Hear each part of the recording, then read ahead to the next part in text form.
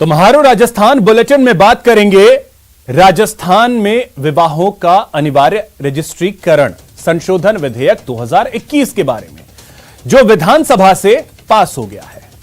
शादी वैध हो या अवैध करवाना होगा रजिस्ट्रेशन। इसके साथ ही बात करेंगे बर्थडे पर बेरोजगारों के विरोध की, तो साथ ही दिखाएंगे आपको बीजेपी का बर्थडे सेलिब्रेशन। इसके साथ ही बात करेंगे धौलपुर में फैले रहस्यमयी बुखार की, जिससे अब तक 4 लोगों की मौत हो चुकी है। राजस्थान में होगा बाल विवाह का रजिस्ट्रेशन। बाल विवाह के 30 दिन में सूचना देनी होगी। विधानसभा में ध्वनि मत से विधेयक पारित हो गया है। हर विवाह का अनिवार्य रजिस्ट्रेशन जरूरी है। शादी वैध हो या अवैध, रजिस्ट्रेशन जरूरी होगा। जिसके बाद विपक्ष ने जमकर हंगामा किया है और विपक्ष के हंगामे के बीच ही यह विधेयक पारित हो गया। विपक्ष ने इसे काला कानून बताया है। तो आपको बता दें कि राजस्थान में शादियों के रजिस्ट्रेशन से जुड़े कानून के तहत अब बाल विवाह का भी रजिस्ट्रेशन होगा। ब्लॉक स्तर तक विवाह रजिस्ट्रेशन अधिकारी रजिस्ट्रेशन करेंगे। विपक्ष के कड़े ऐतराज और हंगामे के बीच विधानसभा में बहस के बाद राजस्थान विवाहों का अनिवार्य रजिस्ट्रेशन संशोधन बिल पारित किया गया। कानून मंत्री धारीवाल ने कहा कि यह अधिनियम कहीं भी यह नहीं कहता है कि बाल विवाह वैध होंगे, बल्कि रजिस्ट्रेशन के बाद भी कम उम्र के विवाहों पर कार्रवाई की जा सकती है। मेरी अर्ज सुनो आप, विवाह हो गया, कम उम्र का विवाह हो गया, पर रजिस्ट्रेशन तो करवाना आवश्यक है। रजिस्ट्रेशन हो गया, पर उस रजिस्ट्रेशन के बाद में ये वैध नहीं माना जाएगा। कलेक्टर चाहे तो उनके खिलाफ कार्रवाई कर सकता है। जो एक चाइल्ड मैरिज उसमें है, जो जिस तरीके से अवयस्क लोगों का वर और वधू का जो है वो के खिलाफ कार्रवाई होती है, तो उसके खिलाफ भी कार्रवाई हो सकती है।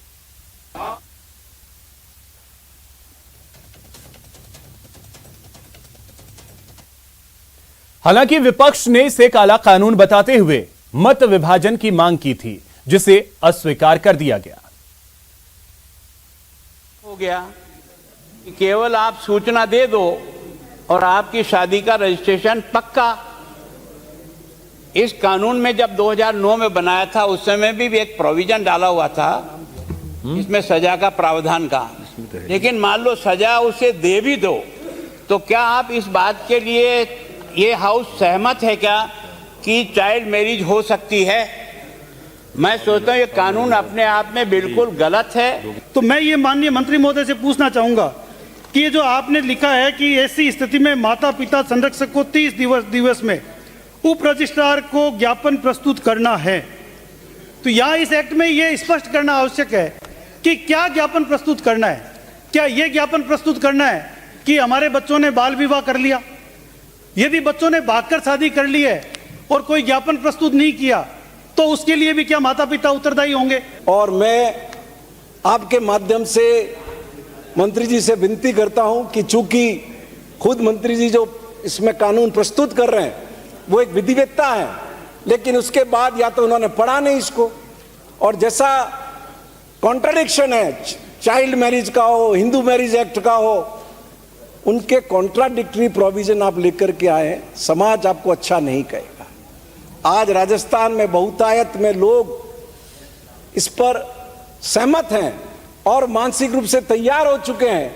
वो सारे अपने बच्चों को पढ़ाते हैं और वो ये पसंद नहीं करते कि चाइल्ड मैरिज हो। तो इसी खबर पे और अधिक जानकारी के साथ हमारे सहयोगी दिनेश शर्मा जयपुर से सीधे इस वक्त हमारे साथ जुड़ रहे हैं। दिनेश, अब देखिए बिल तो पास हो गया, लेकिन सवाल तो यही उठ रहा है कि जब शादी ही वैध नहीं है तो फिर रजिस्ट्रेशन का मतलब क्या?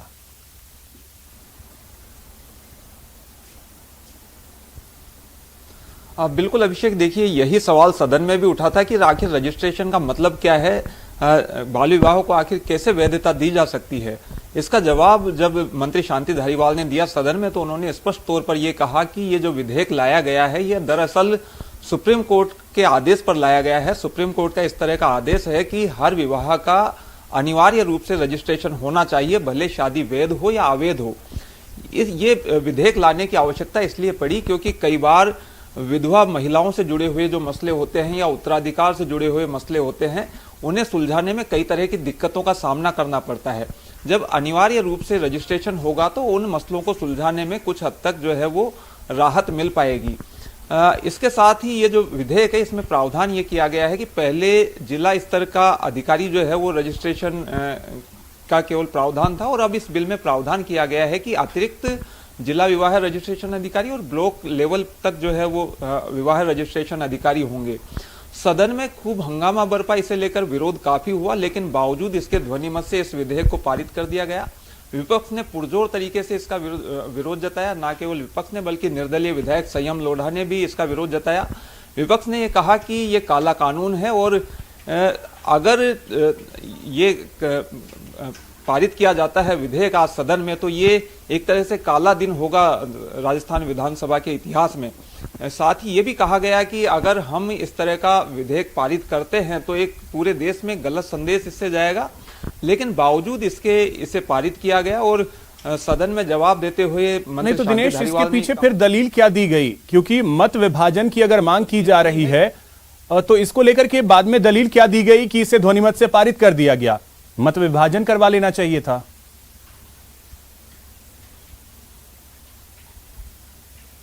आप बिल्कुल सही कहा अभिषेक, मत विभाजन की मांग उठी लेकिन उसे खारिज कर दिया गया आसन की ओर से। इसके चलते विपक्ष के जो विधायक है उन्होंने विरोध जताया, वेल में आकर हंगामा किया, वॉकआउट भी सदन से किया, लेकिन आसन ने इसी बीच जो है दूसरे बिल पर चर्चा शुरू करवा दी। दलील की जहां तक बात है कि क्या दलील दी गई इसको लागू करवाने के पीछे, इसे पारित करवाने के पीछे, तो ये कहा गया कि बाल विवाह को वैधता देने का मतलब ये नहीं है कि उसका रजिस्ट्रेशन करने का मतलब ये नहीं है कि उसे वैधता दी जा रही है। कार्रवाई जो है वो किसी भी स्तर पर की जा सकती है। रजिस्ट्रेशन हो जाने के बावजूद भी जो है वो कार्रवाई का प्रावधान है। और दलील जो दी गई वो यही कि सुप्रीम कोर्ट का इस तरह का आदेश है और रजिस्ट्रेशन जो है वो सभी स्थितियों में अनिवार्य करने का सुप्रीम कोर्ट का आदेश है, हर स्थिति में, चाहे विवाह वैध हो अवैध हो। सदन में यह भी बात उठी कि आदिवासी समुदाय में ये परंपरा प्रचलित है कि कई बार स्त्री पुरुष जो है वो बिना विवाह के साथ में रहते हैं। जब उनके बच्चे बड़े हो जाते हैं, उनकी जब शादियां होती है तो उस दौरान वो स्त्री पुरुष जो है उनको भी अनिवार्य रूप से शादी करनी पड़ती है। बिल्कुल दिनेश, तो वो अलग पहलू है, ये अलग पहलू है, शायद सबको मिक्स कर दिया गया है। अब देखना है होगा कि लोग अब इसे किस तरीके से लेते हैं। फिलहाल बहुत शुक्रिया दिनेश आपका तमाम जानकारी के लिए। विधानसभा में आज मरुधरा के जहाज पर चर्चा हुई। पशुपालन मंत्री लालचंद कटारिया ने एक सवाल के जवाब में सदन को बताया कि अधिनियम 2015 में लागू होने से ऊंट पालकों को जो दिक्कत हो रही है, सरकार उसके समाधान की कोशिश कर रही है। राज्य पशु ऊंट पर विधानसभा में चर्चा। टाइम की जो स्थिति रही है, ये 2015 में इसको राज्य पशु क्यों? राज्य पशु का दर्जा मिलने के बाद घटी संख्या। वर्तमान समय में ऊंट के रखरखाव से ऊंट पालक और जो खेतों में काम करने वाले जो किसान वर्ग के लोग थे, उन्होंने सबने एक तरह से अपना नाता तोड़ लिया है। प्रदेश में ऊंट को राज्य पशु का दर्जा दिए जाने के बावजूद इनकी संख्या में कमी आई है, जिसकी जानकारी विधानसभा में पशुपालन मंत्री लालचंद कटारिया ने दी। अमीन पठान के पूछे सवाल के जवाब में कटारिया ने सदन को बताया कि भामाशाह पशु बीमा योजना के तहत ऊंट पालकों को 6 करोड़ 35 लाख रुपए का क्लेम दिया गया। उष्ट्र विकास योजना के तहत 24 करोड़ 91 लाख रुपए की प्रोत्साहन राशि का भुगतान भी ऊंट पालकों को किया गया है। कटारिया ने बताया कि राज्य में ऊंट का वध और बिना अनुमति के राज्य से बाहर ले जाने पर रोक है। साल 2019 की पशु गणना के मुताबिक देश के कुल ऊंटों की संख्या का 84.43% राजस्थान में है। हालांकि पशुधन मंत्री लालचंद कटारिया सदन को ये नहीं बता पाए कि ऊंट को राज्य पशु का दर्जा क्यों दिया गया। राज्य पशु डिक्लेयर करने से क्या फायदा, क्या नुकसान? अध्यक्ष महोदय, अधिनियम 2015 बना, उस समय इसी सदन ने राज्य पशु घोषित किया। मैं माननीय सभी सदस्यों से निवेदन करना चाहता हूं कि यदि वो सहमत हों तो हम इसमें पूरा संशोधन भी कर सकते हैं। मैंने राज पशु घोषित करने से क्या लाभ होता है, मतलब जिस पशु को नहीं घोषित करते हैं उसका क्या होता है, जो घोषित करते हैं उसमें क्या अंतर आता है? अध्यक्ष महोदय, आपकी भावना मैं समझ चुका। मुझे भी आज दिन तक ये मालूम नहीं चला कि उस टाइम की जो स्थिति रही है, ये 2015 में इसको राज्य पशु क्यों घोषित किया गया। कटारिया ने सदन को बताया कि अधिनियम 2015 आने के बाद ऊंट पालक परेशान है। मरुधरा के जहाज ऊंट को लेकर राज्य सरकार हमेशा से संवेदनशील रही है और एक बार फिर सरकार ने ऊंट पालकों के हित में फैसला लेने का मन बना लिया है। Dinesh Sharma, news 18 network, Jaipur. अब हम आपको पीएम मोदी के जन्मदिन मरुधरा में किस तरीके से सेलिब्रेट हुआ उसकी तस्वीरें दिखाने जा रहे हैं, जो अलग अलग शहरों से सामने आई हैं। देखिए रिपोर्ट। मरुधरा में पीएम मोदी के जन्मदिन की धूम। किसी ने जन्मदिन पर मरीजों में फल बांटे, कहीं डाक टिकट जारी, हेल्थ वर्कर सम्मानित। शहर के सड़क पर गरीबों में फल बांटते ये बीजेपी के युवा कार्यकर्ता हैं, जिन्होंने प्रधानमंत्री के जन्मदिन के मौके पर हेल्थ वर्करों को सम्मानित किया और जरूरतमंदों के बीच फल बांटे। आज देश के यशस्वी और देश ही नहीं बल्कि पूरी दुनिया के सबसे बड़े नेता माननीय नरेंद्र मोदी जी के जन्मदिन के अवसर पर कोटा शहर के युवा कार्यकर्ताओं ने, आड़ोती नवनिर्माण परिषद के कार्यकर्ताओं ने डिस्पेंसरी में जाकर स्वास्थ्य कर्मियों का सम्मान किया, फल वितरित किए। श्रीगंगानगर में पीएम मोदी के जन्मदिन पर पार्टी नेताओं ने कार्यकर्ताओं को केंद्र सरकार की कल्याणकारी नीतियों से अवगत कराया, जिसमें सैकड़ों की संख्या में कार्यकर्ता उपस्थित रहे। करौली में पीएम का जन्मदिन गरीबों के बीच मनाया और उन्हें पंगत में बिठाकर प्रसादी ग्रहण कराया। राजसमंद में बीजेपी कार्यकर्ताओं ने अलग अलग स्थानों पर प्रधानमंत्री का जन्म सेलिब्रेट किया।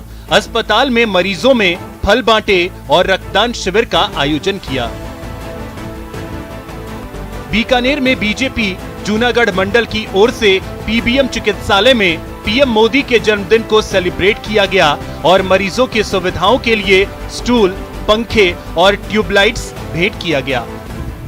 भरतपुर में इस मौके पर युवा मोर्चा के कार्यकर्ताओं ने किला स्थित बगीचे में पौधारोपण कर प्रधानमंत्री के जन्मदिन को सेलिब्रेट किया और अस्पतालों में भर्ती मरीजों के लिए सेवा समर्पण कार्यक्रम चलाने का संकल्प लिया।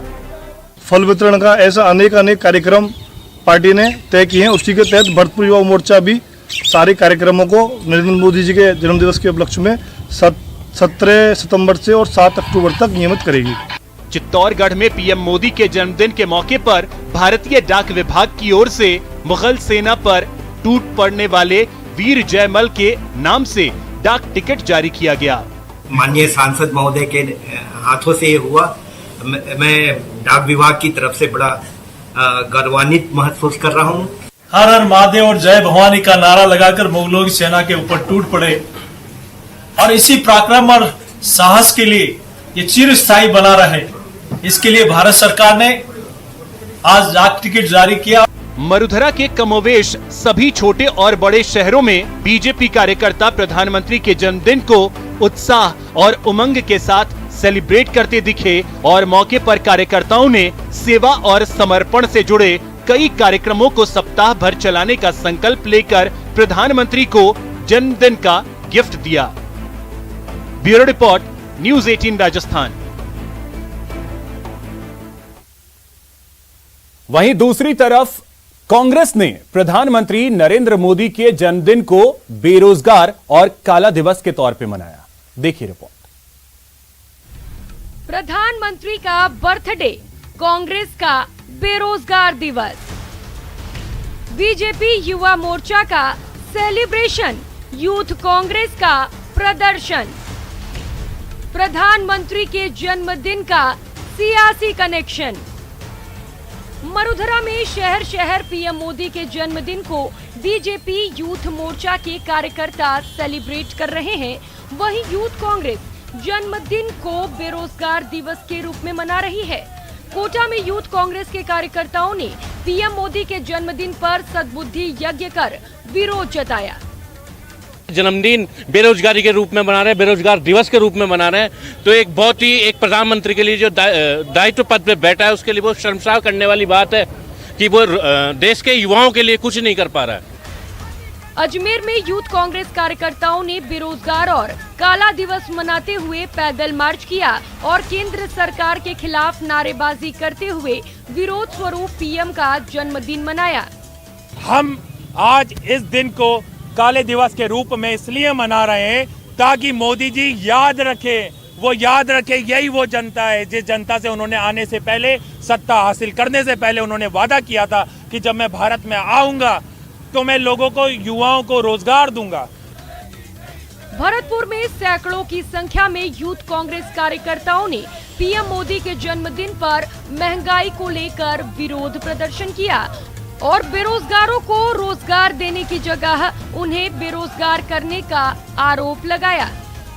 आज देश का सर्वश्रेष्ठ जो पीढ़ी है, जो यूथ आज सड़कों पर दर-दर की ठोकर खाते हुए घूम रहा है। दौसा में एनएसयूआई कार्यकर्ताओं ने कलेक्ट्रेट के बाहर जमा होकर पीएम मोदी के खिलाफ नारेबाजी की और उनके जन्मदिन को काला दिवस के रूप में मनाते हुए विरोध प्रदर्शन किया। युवा कांग्रेस राष्ट्रव्यापी आंदोलन करके आज इस जन्मदिन को राष्ट्रीय बेरोजगार दिवस के रूप में मना रही है, क्योंकि प्रधानमंत्री नरेंद्र मोदी ने युवाओं के साथ में छलकपट किया है, क्योंकि उन्होंने सपने दिखाए थे कि मैं हर साल 2 करोड़ लोगों को रोजगार दूंगा, लेकिन बिल्कुल विफल साबित हुए। राज्य में बीजेपी पीएम मोदी के जन्मदिन को सेवा और समर्पण दिवस के रूप में मना रही है, वहीं दूसरी ओर यूथ कांग्रेस जन्मदिन को बेरोजगार और काला दिवस के रूप में मनाकर अपना विरोध जता रही है। Bureau report, news 18 network. यहां रुकेंगे एक छोटे से ब्रेक के लिए। ब्रेक के बाद बात धौलपुर में रहस्यमयी बुखार के खौफ की।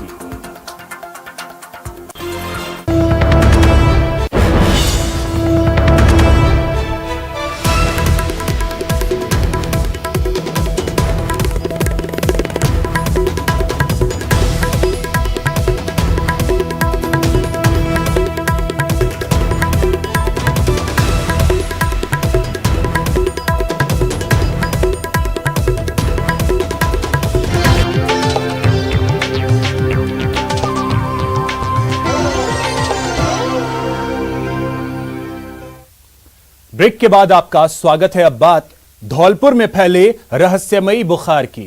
राजाखेड़ा क्षेत्र के गांव जवाहरपुरा में बुखार से 4 लोगों की मौत से बिगड़ते हालात के बाद स्वास्थ्य विभाग की टीम ने गांव का दौरा कर हालात की जानकारी ली और गांव वालों को जागरूक किया। गांव में बुखार को लेकर खौफ का माहौल है। ये रिपोर्ट देखिए।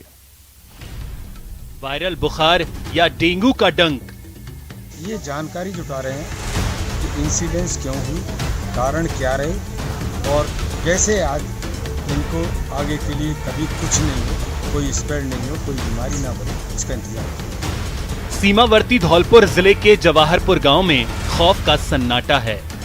वायरल बुखार और उससे हो रही मौत से डर का माहौल है और इसे खत्म करने के लिए स्वास्थ्य विभाग की टीम पूरे लाव लश्कर के साथ गांव पहुंची।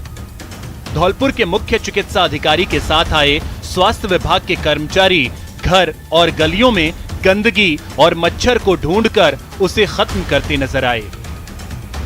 देर से ही सही, लेकिन स्वास्थ्य विभाग के अधिकारी मुआयना करने पहुंचे। कई जगह गंदगी मिली तो उन्होंने गांव वालों को उससे बचने की सलाह भी दी। इस कवायद से गांव वालों का भरोसा बढ़ा है, लेकिन गांव वालों की माने तो बिजली कटौती की वजह से गांव में मच्छरों का प्रकोप बढ़ा है। क्या समस्या है गांव में?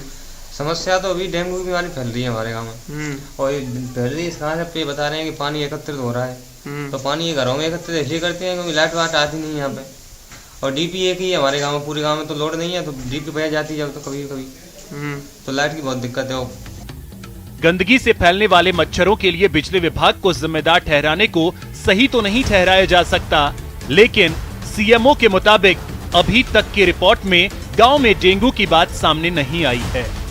15-20 दिन पहले से इनकी हिस्ट्री मिल रही है, कोई 10 दिन पहले की, कोई 5 दिन पहले की, कोई 8 दिन पहले की, वहाँ जाने आने की हिस्ट्री मिल रही है और वहीं रात की हिस्ट्री मिल रही है। इनकी रिपोर्टें भी देखी गई तो उसमें डेंगू की कोई पुष्टि नहीं हुई कि डेंगू इनको हुआ, पर वायरल के प्रेजेंटेशन से वो इनकार भी नहीं किया जा सकता। बहरहाल डेंगू न फैलने की बात तो हो रही है, लेकिन डेंगू से बचना जरूरी है। हम आपको बताते हैं कि इससे बचाव के तरीके क्या हैं। डेंगू मादा एडिस मच्छर के काटने से फैलता है। डेंगू का लार्वा घर के साफ पानी में पनपता है। घर में पानी जमा होने से रोकने की कोशिश होनी चाहिए। पानी जमा होने वाली जगहों को हमेशा साफ करते रहना चाहिए।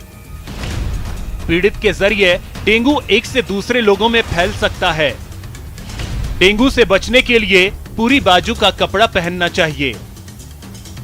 डेंगू मच्छर से छोटे बच्चे को बचाना ज्यादा अहम है, क्योंकि डेंगू से छोटे बच्चों या बुजुर्गों को ज्यादा खतरा होता है। बहरहाल धौलपुर के जवाहरपुर गांव में फैली गंदगी से सीख लेते हुए हर गांव, हर शहर को साफ रखने की कोशिश होनी चाहिए। खासकर बारिश के दौरान इस नियम को सख्ती से पालन करने की जरूरत है। Harivir, news 18 network, Dholpur. News 18 Rajasthan की मुहिम पानी के लिए परंपरा बचाओ को 1 महीना हो गया है। 30 दिन में क्या रही उपलब्धि?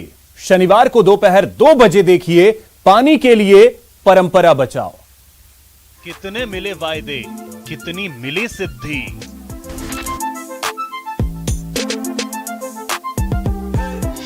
30 दिन के मुहिम में क्या रही उपलब्धि?